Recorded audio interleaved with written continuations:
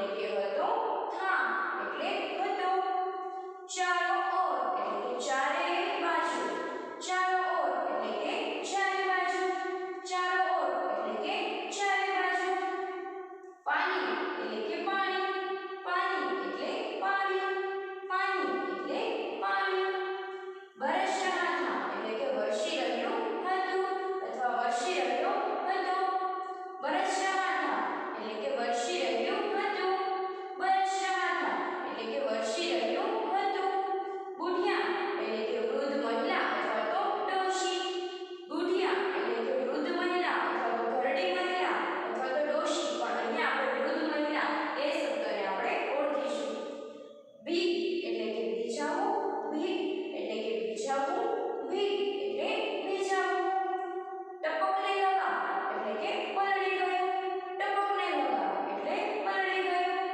ટપકને લગા એટલે પલળી ગયું પરેશાન એટલે કે હેરાન પરેશાન એટલે કે હેરાન પરેશાન એટલે કે હેરાન છાયે એટલે કે ઢાંકવું અથવા તો સરખું કરવું છાયે એટલે કે ઢાંકવું અથવા તો સરખું કરવું છાયે એટલે ઢાંકવું અથવા તો સરખું કરવું ઓલે એટલે કે કરા અથવા તો બરફના ટુકડા ઓલે એટલે કે કરા અથવા તો બરફના ટુકડા ઓલે એટલે કરા અથવા તો બરફના ટુકડા છપ્પર એટલે કે છત ઘાસ ફૂસ અને લાકડાથી બનેલી એટલે કે ઘાસ ફૂસ લાકડા આ બધી જ વસ્તુથી બનેલી છત પહેલાના જમાનામાં કેવા મકાનો હતા કાચા મકાનો એટલે કે છત બનાવવા માટે પહેલા સિમેન્ટ રેતી આ બધી વસ્તુનો ઉપયોગ થતો ન હતો લાકડા છે ઘાસ છે સુકેલું ઘાસ આ બધી વસ્તુ નાખી અને તેની ઉપર છત બનાવતા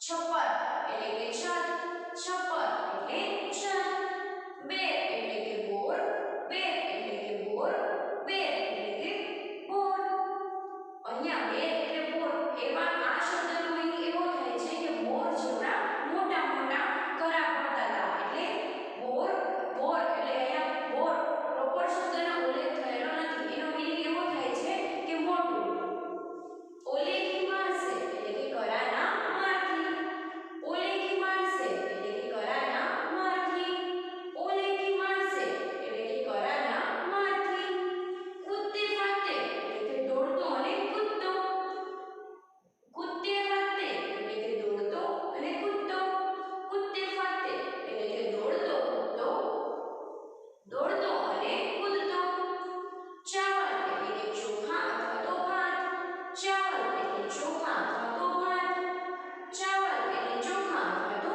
ભાત પકાના એટલે કે રાંધવું અથવા તો રસોઈ બનાવવી પકાના એટલે કે રાંધવું અથવા તો રસોઈ બનાવવી પકાના એટલે રાંધવું અથવા તો રસોઈ બનાવવી ટપકા એટલે કે ટીકું ટપકા એટલે કે ટીકું ટપકા એટલે ટીકું સોચા એટલે કે વિચાર્યું સોચા એટલે કે વિચાર્યું અથવા સોચવું એટલે વિચાર્યું અથવા વિચારવું મુझे तो એટલે કે મારાથી મુझे तो એટલે કે મારાથી તો મુझे तो એટલે કે મારાથી તો ડરતા એટલે કે બીક લાગવી અથવા તો બીવું ડરતા એટલે કે બીક લાગવી અથવા તો ડરવું ડરતા એટલે બીક લાગવી અથવા તો ડરવું બડા એટલે કે મોટું બડા એટલે કે મોટું બડા એટલે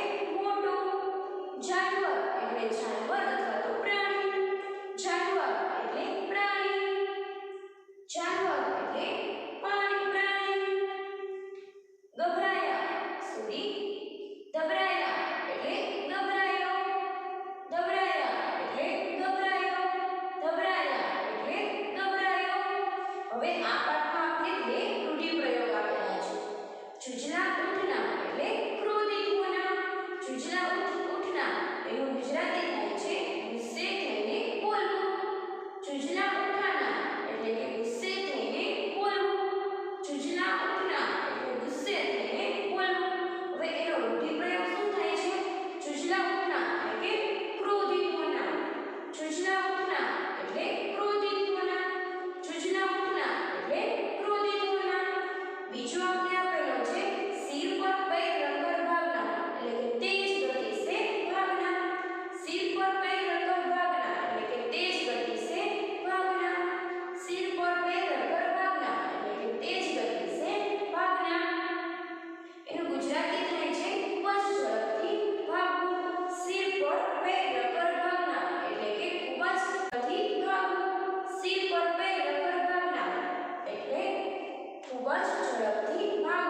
સરસ. હવે આ પાઠના અઘરા શબ્દો, રૂઢિપ્રયોગ અને સ્ટોરી તમને થોડી આપણે જે અગાઉમાં સ્ટોરી સમજી તે અઘરા શબ્દ અને રૂઢિપ્રયોગ તમને સરસ રીતે સમજાઈ ગયું હશે.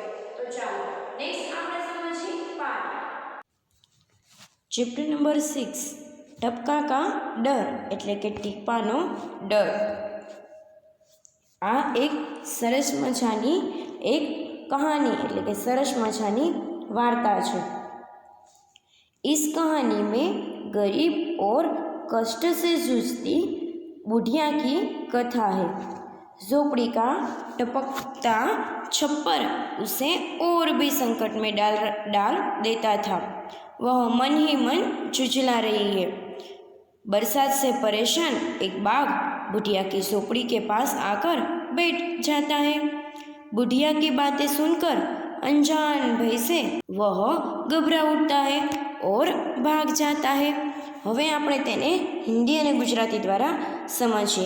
આપણે પાઠના અઘરા શબ્દ તો સમજાઈ ગયા છે, તેથી આપણે પાઠનું ભાષાંતર કરવામાં પણ સરળતા રહેશે. इस कहानी में એટલે કે આ વાર્તામાં ગરીબ और कष्ट से जूझती, गरीब એટલે કે ગરીબ और એટલે કે અને कष्ट એટલે કે તકલીફો મુસીબતો से जूझती એટલે કે એનો સામનો કરતી. बुढ़िया की कथा है એટલે કે એક વૃદ્ધ મહિલાની અથવા તો એક ડોશીની આ વાત છે. झोपड़ी का टपकता छप्पर उसे और भी संकट में डाल देता था. એટલે કે झोपड़ी का એટલે કે ઝૂંપડીની टपकता छप्पर એટલે કે टपकता એટલે કે टपकती, छप्पर એટલે કે छत, उसे और भी संकट में डाल देता था.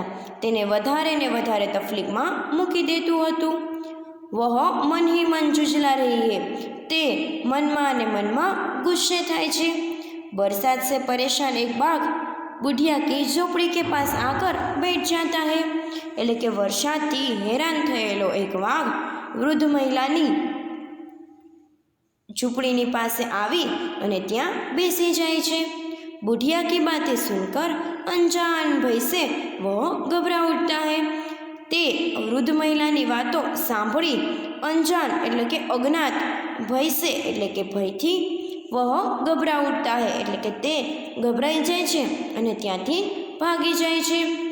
આ વાર્તામાં ગરીબ અને તકલીફોનો સામનો કરતી એક ડોશીને ઝૂંપડીની ટપકતી છત વધારે ને વધારે તકલીફમાં મૂકી દે છે. તે મનમાં ને મનમાં ગુસ્સે થાય છે. વરસાદથી હેરાન થયેલો એક વાઘ વૃદ્ધ મહિલાની ઝૂંપડીની પાસે આવી અને ત્યાં બેસી જાય છે. વૃદ્ધ મહિલાની વાતો સાંભળી અને તે અજ્ઞાત ભયથી ગભરાઈ અને ત્યાંથી ભાગી જાય છે. તો ચાલો હવે આપણે આ પાઠ ઉપર ધ્યાન આપી દઈએ. હવે આ સ્ટોરી શું આવે છે એ તો આપણે સમજી ગયા. તો ચાલો હવે આપણે આખી સ્ટોરી સમજીએ. સૌપ્રથમ આપણે તેને હિન્દીમાં રીડ કરીશું. એક તમને ચિત્રમાં દેખાય છે એક છત છે, તેમાંથી પાણીના ટીપ્પા પડે છે. વરસાદનો મોસમ હતો એટલે પાણીના ટીપ્પા પડે છે અને વૃદ્ધ મહિલા છે તે અંદર ચૂલા ઉપર રસોઈ બનાવે છે અને વૃદ્ધ મહિલાને ખબર હોતી નથી અને તેની બાજુમાં એક વાઘ તેની ઝૂંપડીની બાજુમાં આવી અને બેસી જાય છે. बरसात का दिन था, चारों ओर पानी बरस रहा था. जंगल में बुढ़िया का घर भीग रहा था. जल्दी ही बुढ़िया का घर टपकने लगा. बुढ़िया परेशान हो उठी, परंतु करती भी क्या? छप्पर को छाए कौन? थोड़ी ही देर में ओले पड़ने लगे, बेर बराबर ओले. उधर एक बाघ ओले की मार से परेशान हो उठा. कूदते फाते वह बुढ़िया के घर के पास पहुंचा. बुढ़िया अंदर चावल पका रही थी. चूल्हे पर पानी टपक रहा था. टप टप वह पानी टपक रहा था. वह झुंझला उठी और बोली, मुझे टपका से इतना डर लगता है जितना बाघ से भी नहीं लगता. આપણે ચિત્ર દેખાય છે એમાં ઓલે એટલે કે કરા પડે છે અને ત્યાંથી એક વાઘ છે भागे छे। बाघ ने सोचा, बुढ़िया मुझसे तो नहीं डरती, मगर टपका से डरती है। जरूर टपका मुझसे भी कोई बड़ा जानवर होगा। बस इतना ही सोचते ही बाघ घबराया और सिर पर पैर रखकर भाग गया। હવે આપણે આ પાઠ વાર્તાને આપણે હિન્દી અને ગુજરાતી દ્વારા સમજીએ। बरसात का दिन था। बरसात એટલે કે વરસાદ, કા એટલે કે નો, दिन એટલે કે દિવસ, था એટલે કે હતો। बरसात का दिन था, વરસાદનો દિવસ હતો। चारों ओर पानी बरस रहा था।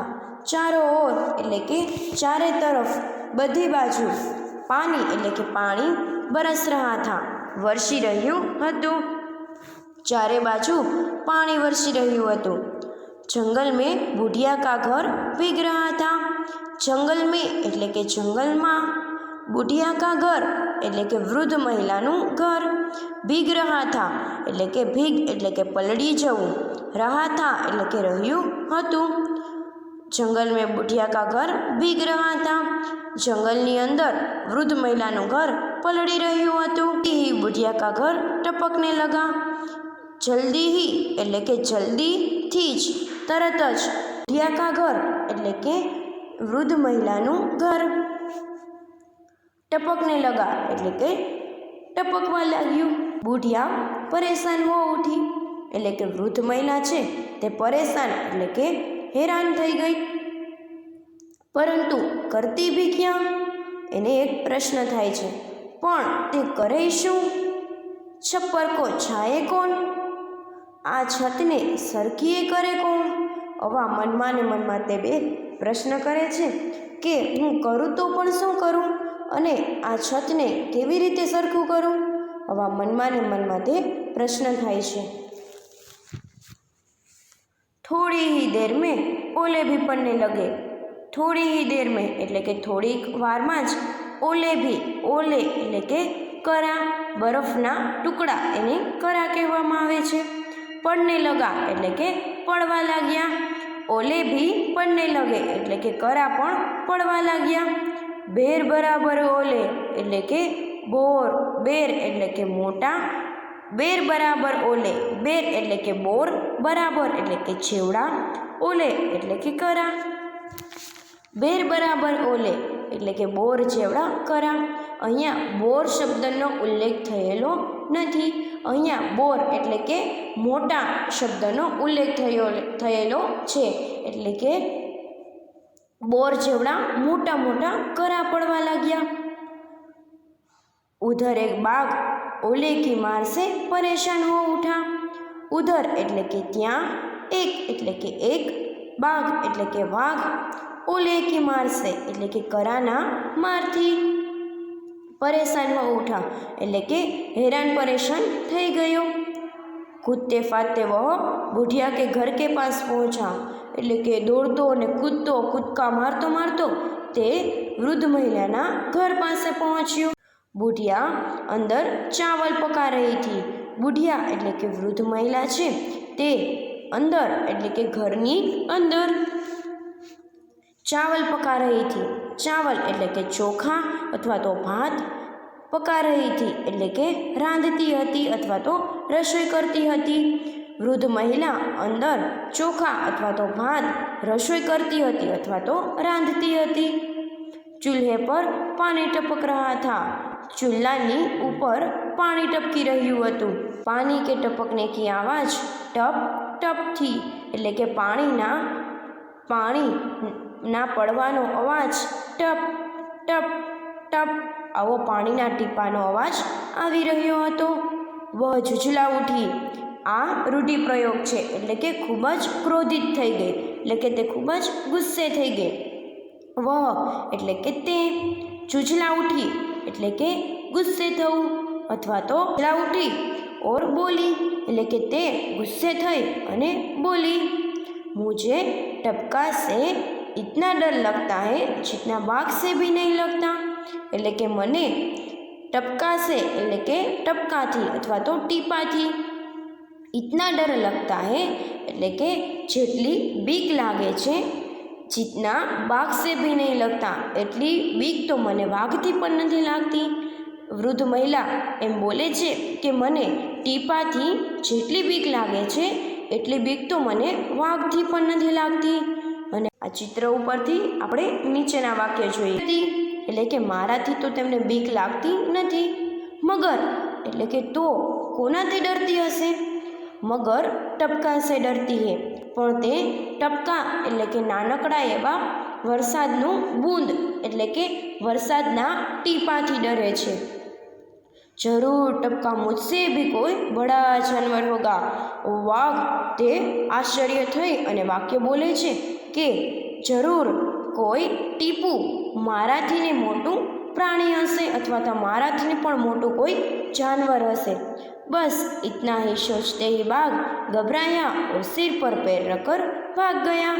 બસ એટલે કે બસ, इतना सोचते ही એટલે કે આટલું જ વિચારીને, બાઘ એટલે કે વાઘ, ગભરાયા એટલે કે ગભરાઈ ગયો, ઓર એટલે કે અને, સિર પર पैर रखकर આ રૂઢિપ્રયોગ છે. સિર પર पैर रखकर ભાગના એટલે કે તેજ ગતિ સે ભાગના, ખૂબ જ ઝડપથી ભાગવું.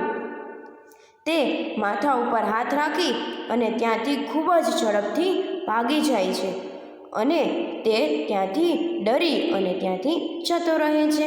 હવે ફરી એકવાર આપણે આ કહાની એટલે કે આ વાર્તાને એકવાર આપણે ગુજરાતીમાં સમજીએ. વરસાદનો દિવસ હતો. ચારે બાજુ પાણી વરસી રહ્યું હતું. જંગલમાં વૃદ્ધ મહિલાનું ઘર પલળી રહ્યું હતું. જલ્દીથી વૃદ્ધ મહિલાનું ઘર ટપકવા લાગ્યું.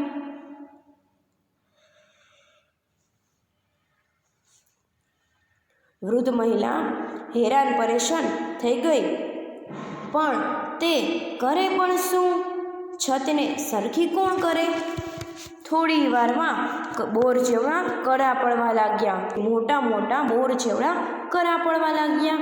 ત્યાં એક વાઘ કરાના મારથી હેરાન પરેશાન થઈ ગયો અને દોડતો કૂદતો કૂદકા મારતો મારતો તે ડોશીના ઘર પાસે આવીને પહોંચ્યો. ડોશી ઘરની અંદર એટલે કે વૃદ્ધ મહિલા ઘર પોતાની ઝૂંપડીની અંદર તે રાંધતી હતી, એટલે કે તે ચોખા અથવા તો ભાત બનાવતી હતી.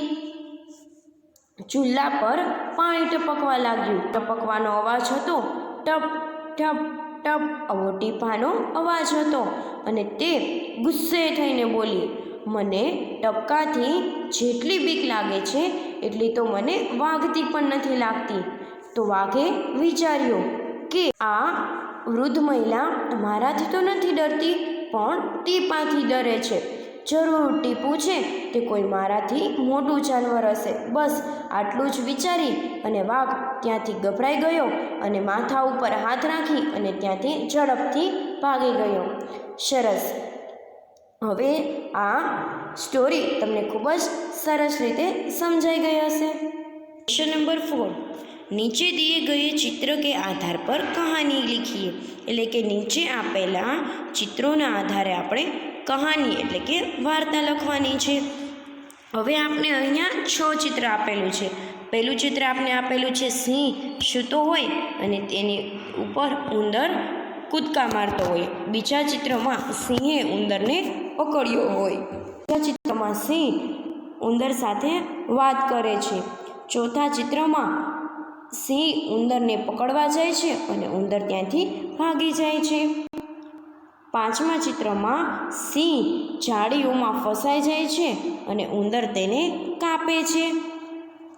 છઠ્ઠા ચિત્રમાં સિંહ ઉંદરની સાથે વાત કરે છે અને તેનો આભાર માને છે.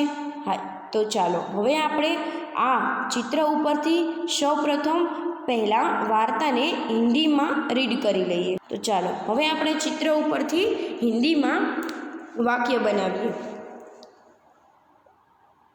एक जंगल था. किसी जंगल में एक शेर रहता था. वह एक दिन वह सो रहा था. उस समय एक चूहा अपने बिल से निकला. वह शेर के शरीर पर दौड़ने लगा. इससे शेर की नींद टूट गई. उसे बहुत गुस्सा आया. उसने चूहे को पकड़ लिया. चूहे ने शेर से कहा, कृपया आप मुझे छोड़ दीजिए, मैं कभी आपके काम आऊँगा। शेर ने हंसकर चूहे को छोड़ दिया। कुछ दिनों के बाद शेर एक शिकारी के जाल में फंस गया। चूहे ने शेर को जाल में फंसा हुआ देखा। उसने जाल को कुतर डाला। शेर जाल से मुक्त हो गया। शेर ने चूहे को आभार माना। ચિત્ર ઉપરથી આપણે હિન્દીમાં તો સમજી ગયા, તો ચાલો હવે આપણે આ વાર્તાને હિન્દી અને ગુજરાતી દ્વારા સમજ। કિસી જંગલ में एक शेर रहता था। किसी जंगल में એટલે કે કોઈ એક જંગલમાં એક શેર રહેતા था। શેર એટલે કે સિંહ, રહેતા था એટલે કે રહેતો હતો। કોઈ એક જંગલમાં એક સિંહ રહેતો હતો। એક दिन वह सो रहा था। एक દિવસ તે ઊંઘી રહ્યો હતો અથવા તો તે સૂઈ રહ્યો હતો। उस समय एक चूहा अपने बिल से निकला। उस समय એટલે કે તે જ સમયે એક ઉંદર अपने એટલે કે પોતાના બિલ સે એટલે કે દરમાંથી નીકળા એટલે કે નીકળ્યો। ઉંદરનું ઘરને શું કહેવામાં આવે છે? દર। તે પોતાના દરમાંથી એક સમયે ત્યાંથી નીકળ્યો। वह शेर के शरीर पर दौड़ने लगा। वह એટલે કે તે, શેર એટલે કે સિંહના શરીર પર એટલે કે સિંહના શરીરની ઉપર, દોડને લગા એટલે કે દોડવા લાગ્યો, કૂદકા મારવા લાગ્યો। इससे शेर की नींद टूट गई। એમના લીધે સિંહની ઊંઘ તૂટી ગઈ। उसने बहुत गुस्सा आया। उससे એટલે કે તેને ખૂબ જ ગુસ્સો આવી ગયો। उसने चूहे को पकड़ लिया। तेने उंदर ने पकड़ी लीधो। चूहे ने शेर से कहा એટલે કે ઉંદરે સિંહને કહ્યું, कृपया आप मुझे छोड़ दीजिए, कभी मैं आपके काम आऊँगा। એટલે કે મહેરબાની કરીને તમે મને અત્યારે છોડી દો, હું ક્યારેક તમારા કામ આવીશ। शेर ने हंसकर चूहे को छोड़ दिया। સિંહે હસી અને ઉંદરને છોડી દીધો અને કહ્યું કે આ ઉંદર, આ નાનકડો એવો ઉંદર મને શું કામ આવશે? આવી રીતના સિંહે મનમાં ને મનમાં વિચારી અને ઉંદરને ત્યાંથી छोड़ दीधो। कुछ दिनों के बाद शेर एक शिकारी के जाल में बड़ा फंस गया। कुछ दिनों के बाद એટલે કે થોડા દિવસો પછી સિંહ છે તે એક શિકારી કે જાલ में એટલે કે એક શિકારીની જાળમાં ફસ ગયા એટલે કે ફસી ગયો। થોડા દિવસો બાદ સિંહ છે તે એક શિકારીની જાળમાં ફસી ગયો। चूहे ने शेर को जाल में फंसा हुआ देखा। એટલે કે ચૂહે ને એટલે કે ઉંદરે સિંહને જાળમાં ફસેલો જોયો એટલે કે જાળમાં આવી ગયેલો જોયો। उसने जाल को कुतर डाला। તેને ધીરે ધીમે કરી અને ઝાડ કોતરવા લાગ્યો અને વિચારતો હતો સિંહ કે આ નાનો એવડો ઉંદર આ ઝાડ ક્યારે કોતરશે? આ વિચારી અને સિંહ તો વિચાર કરવા લાગ્યો, પણ ઉંદર ધીમે ધીમે કરી અને આખી ઝાડને કોતરી નાખી। शेर जाल से मुक्त हो गया। સિંહ છે તે ઝાડમાંથી જાલ જે શિકારીની જાલ પાથરેલી હતી તેમાંથી તે મુક્ત એટલે કે ત્યાંથી તે છૂટી ગયો। शेर ने चूहे का आभार माना એટલે કે સિંહે ઉંદરનો આભાર વ્યક્ત કર્યો અને કહ્યું કે ઉંદર તે મારી ખૂબ જ મદદ કરી। તો આ કહાની ઉપરથી આપને એક सीख મળે છે। कभी छोटे प्राणी या किसी भी व्यक्ति को हमारी बहुत मदद करते हैं એટલે કે कभी छोटे प्राणी भी हमारी मदद करते हैं એટલે કે ક્યારેક છોટા પ્રાણી હોય, વ્યક્તિ હોય તે પણ આપણી મદદ કરી શકે છે। એવું નથી કે હંમેશા મોટા વ્યક્તિ જ આપણી મદદ કરી શકે, પણ નાનો વ્યક્તિ હોય અથવા તો કોઈ પણ નાનું પ્રાણી હોય તે પણ આપણી ક્યારેક મદદ કરી શકે છે। તો આ વાર્તા આપણે સરસ રીતે સમજાઈ ગઈ હશે। તો ચાલો હવે એકવાર આપણે તેને ગુજરાતીમાં સમજી લઈએ। કોઈ એક જંગલમાં સિંહ રહેતો હતો। એક દિવસ સિંહ ઊંઘી રહ્યો હતો।